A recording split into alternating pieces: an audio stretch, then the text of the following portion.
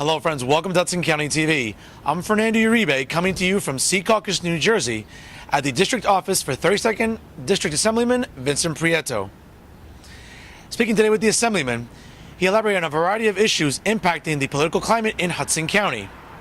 With the recent election of Stephen Fulop in Jersey City, Chairman Mark Smith seems to be in hot water with many political insiders. Whether or not Mr. Prieto's name has been floated around as a future possible chair within the party remains to be seen.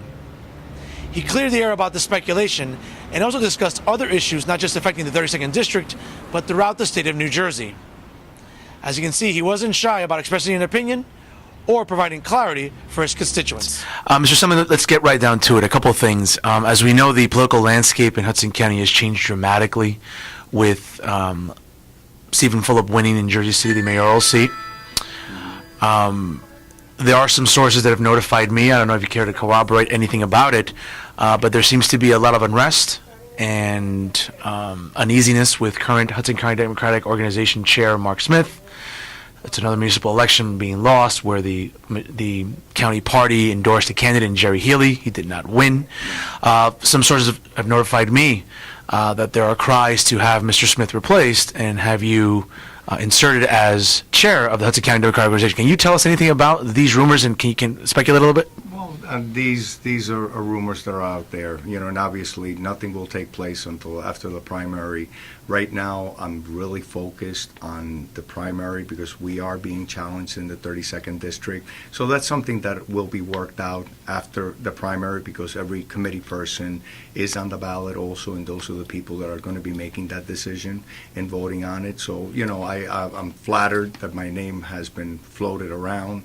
And we'll try and do our best to figure and sort this out, but at this point in time I really don't have much of a comment because, like I said, my focus right now is on the 32nd District. You're right, Steve Fulop had a convincing victory on the first ballot, which changed Jersey City a bit, and obviously things may change around the county, and hopefully everything will be for the better. Some insiders have told me again that Chairman Mark Smith, again, has fallen out of favor with many important political power players in the county. Why do you think that is? Well, that's something that's very hard for me to comment on. Obviously, there was a loss in an election right now, so that may contribute to it. But I don't know. Mark Smith has been a great mayor, and I think he's a great person. So it's really hard for me to make a comment on that. So I would tell you that I will leave those for after Election Day, and once we decide where we're going to go and move forward from there. You mentioned there's a challenge in the 32nd District coming up on primary day. What exactly are you trying to convey to voters in the 32nd District about what your campaign represents and honestly your platform? I mean, for viewers that aren't aware of it, Right. What can you tell them succinctly that best describes what you've done in your term? Well, what I've done, and this is my fifth term, and what we have done, along with Senator Sacco and new to the team in her second year, and her second term, I should say, it's Angelica Jimenez. What we have done, and actually our record speaks for itself. We have been, pro, education, and that's been one of the things that we have championed throughout. And I can go in and give you a lot of detail. As the budget chairman, I deal with education, which is a third of our budget. And our budget, mind you, it's almost $33 billion. So about over $10 billion goes into education because the Constitution mandates a thorough and efficient education for all our children, which is very important. What we have done is about higher education. I was part of the realigning of the higher education with the Rutgers merger to make sure there's access for the whole state, to make sure that we have a full-fledged university that includes a medical component, and that's very important. So we keep those children that we educate, a thorough and efficient free education, K through 12. We don't want them to leave the state and go outside. We can talk about the DREAM Act to New Jersey that I'm one of the prime sponsors of.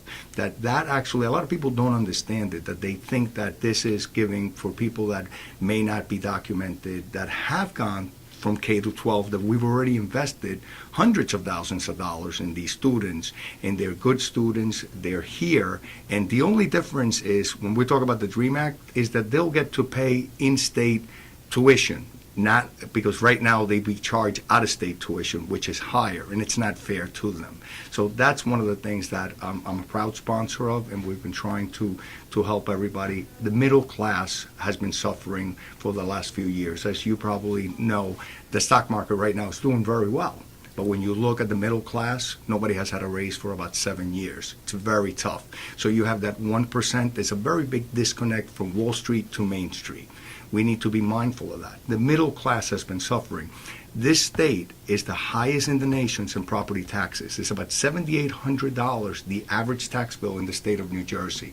It has gone up under this administration almost a net 20% in the last 3 years. Rebates that we normally got for our seniors and disabled, that he lowered the threshold to $75,000, they're non-existent in fiscal year 13. They were pushed over into next year. So those are the things that I've been championing and fighting about, and I can go into a lot more detail into a lot of different things, but those are just some of the highlights. Veterans legislation has been a key component of what I've been trying to do, and I think we talked about it when we had the parade. That for me is very proud that we're they paved the way for us. It's us to be able to repay them and do incentives to be able to keep businesses here. We have to keep a happy balance, So we're trying to, with the taxes, and hopefully working it in a way that we get a revenue stream to be able to fund all these programs. Mr. Assemblyman, one of your credentials is being the budget chair in the Assembly. Some television ads have started airing lately about a candidate that you have endorsed in Barbara Buono. She's also been working on that platform as well. We've seen some ads now that are starting to maybe shed some light about her record. Is there still a concern by yourself and other prominent Democrats in New Jersey that Barbara Buono's record may not be as good as you would like it to be, and therefore it may be a little weakened against Governor Christie this November? I don't think that at all. I think her record actually speaks for itself. Now, when you see a TV ad, you get a lot of sound bites. And as the chair of the Budget Committee, I'll tell you a sound bite that the Republicans use. That in the last 10 years, we have raised, not what they have said about Barbara Buono 23 times, it's 115 times. But then I said, that's very disingenuous, because in this budget, they're using every single penny of that money in this budget. So it's disingenuous to say we raised those taxes, but that was needed, and that money is there. The one thing that he has done, he has given millionaires a tax break, which we used to have a millionaire's tax, and we no longer have it. We've sent them that legislation, that these people were people that make over $1 million and could afford it. And somebody asked me, how do I feel about that? I would love to be paying it, because then I would be making that type of money. And those people could afford it, and that could help that middle class that actually is suffering, and that net 20%. So I think her record actually speaks for herself. You can distort a lot of things, but when you talk about her record as budget chair, I think it was a very good record, and she was a very excellent budget chair at that time. And you're given the circumstances that you work under, and we've had a very tough economy. But as I said to you, we need revenue streams, and everything rises. Fuel costs rise, energy rises. So all these things have to be paid from somewhere, and normally is through taxation. And when you talk about those were raised during the last 10 years, 115 times the Democrats had raised taxes, that money's being used in this $32.9 billion. Take that away, and where would we be today? Okay, well, that's a good point. You did mention the stock market has been improving, but the unemployment rate is still high in New Jersey. Are there any bills you're looking to propose in the immediate future about any jobs programs or anything to help stimulate job growth in New Jersey? We actually have. And the unemployment rate has creeped down a little bit, but it's unacceptable that we're still higher than the national average, and we're higher than all our surrounding states. We have done a lot of things that we have sent to the governor's desk. Not everything has gotten signed, and some of them, I believe, are sitting on his desk. We did some incentives that for interns to be able to, find a path to get hired, and we would give them incentives. We did another bill that was for people that were on unemployment, that they would be able to go and serve as interns in jobs, so the people could test them out, and all we would pay for was just the transportation, whether it was a bus pass or something of that nature, or if they had to buy a tool related to that job. And then those employers could see, oh, this is a great employee, and then they would actually hire them while they were being on unemployment. They wouldn't be paid. They would be like interns that they would be collecting. So these are things that we're trying to be innovative, and we have sent some of those. We did something that was called helmets to hard hats, that it was being able to hire our vets for road construction, like on the New Jersey Turnpike, to make it easier for these individuals to be hired. So there's a lot of bills that we have done. A lot of them have not been successful. The governor either has vetoed them or has not taken action on them. So we're looking to find innovative ways. In tough times, you have to think outside of the box.